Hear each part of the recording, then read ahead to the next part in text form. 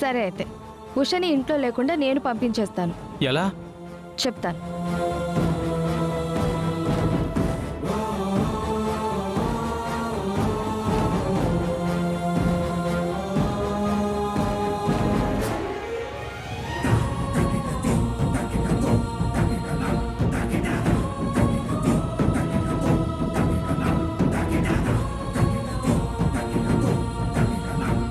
Okay madam, రేపు మీరు చెప్పినట్టే చేస్తాను.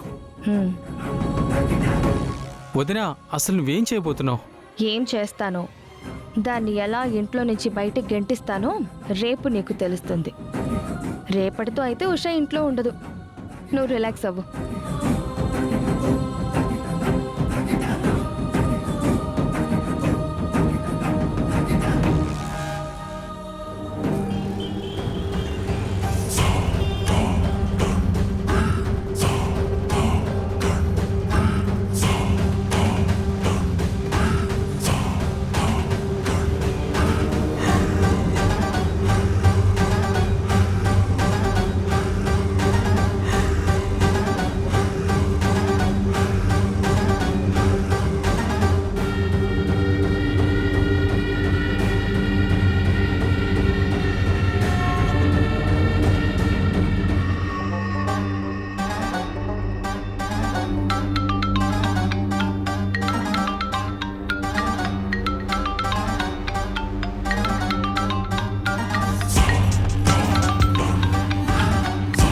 హలో మేడం, మీరు చెప్పినట్టే మీ ఇంటి ముందుకొచ్చాను. ఇంటి బయటే ఉన్నా. ఓకే, నీకు మా మరిదొచ్చి డ్రెస్ ఇస్తాడు, వెయిట్ చేయి. ఓకే మేడం, వెయిట్ చేస్తూ ఉంటా.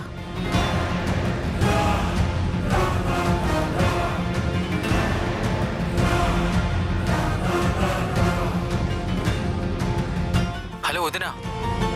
చందు, ఆ అమ్మాయి గేట్ బయట ఉందంట, వెళ్ళి డ్రెస్ ఇచ్చేసే. అలాగే వదినా.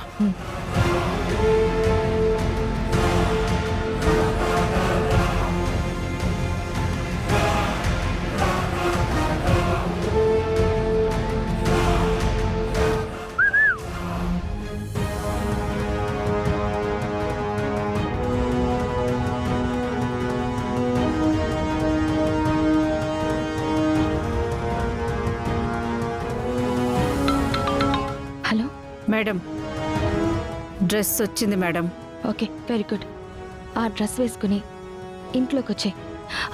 ఆగాగాగా, మెయిన్ డోర్ నుంచి రావద్దు, బ్యాక్ సైడ్ డోర్ దగ్గరికి రా, నేను ఓపెన్ చేసి పెడతాను, అక్కడి నుంచి రా. Okay madam.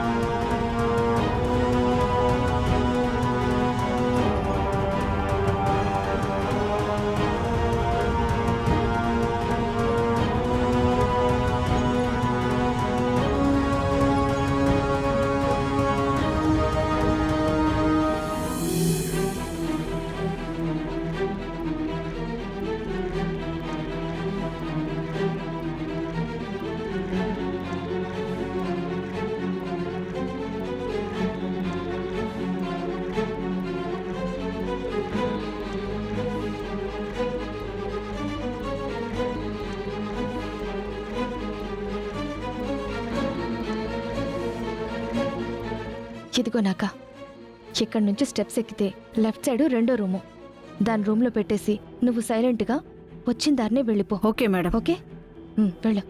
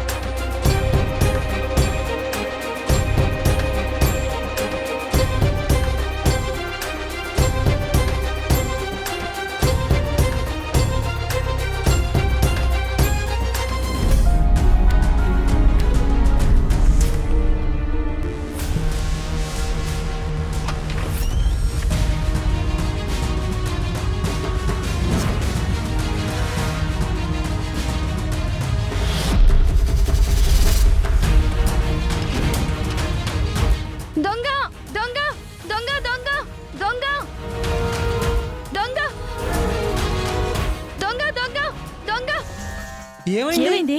దొంగ వచ్చాడు చంటి. ఎందుకు అలా అరిచావు? దొంగ వచ్చాడు. అక్షిత ఏమైంది? దొంగ వచ్చాడు. ఏమైంది అక్షిత? ఎవరో దొంగ అంటే దొంగ వచ్చాడు, నేను చూశాను. దొంగ? దొంగ ఎవరే? ఇంటి తలుపులన్నీ మూసేస్తున్నాయి కదమ్మా. ఏమో మావయ్య గారు, అసలు దొంగ అయితే వచ్చాడు.